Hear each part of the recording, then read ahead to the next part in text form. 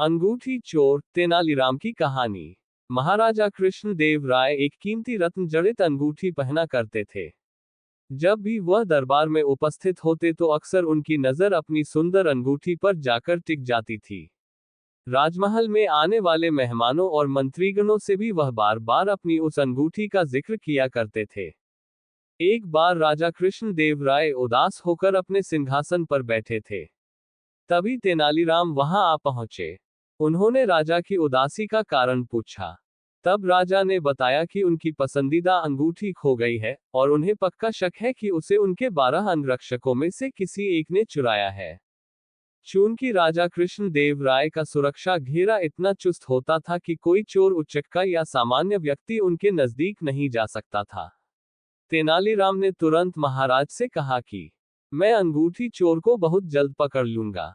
ये बात सुनकर राजा कृष्णदेव राय बहुत प्रसन्न हुए। उन्होंने तुरंत अपने अंगरक्षकों को बुलवा लिया। तेनालीराम बोले, राजा की अंगूठी आप 12 अंगरक्षकों में से किसी एक ने की है, लेकिन मैं इसका पता बड़ी आसानी से लगा लूंगा।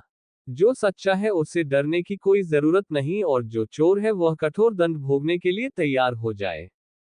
तेनालीराम ने बोलना जारी रखा, आप सब मेरे साथ आइए, हम सबको काली मां के मंदिर जाना है। राजा बोले, ये कर रहे हो तेनालीराम, हमें चोर का पता लगाना है, मंदिर के दर्शन नहीं कराने हैं। महाराज आप धैर्य रखिए, जल्द ही चोर का पता चल जाएगा। तेनालीराम ने राजा को सब्र रखने को कहा। मंदिर पहुंचकर तेनालीराम पुजारी के पास गए और उन्हें कुछ निर्देश दिए।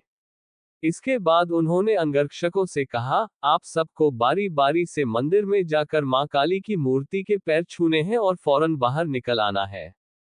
ऐसा करने से मां काली आज रात स्वप्न में मुझे उस चोर का नाम बता देंगी। अब सारे अंगरक्षक बारी बारी से मंदिर में जाकर माता के पैर छूने लगे।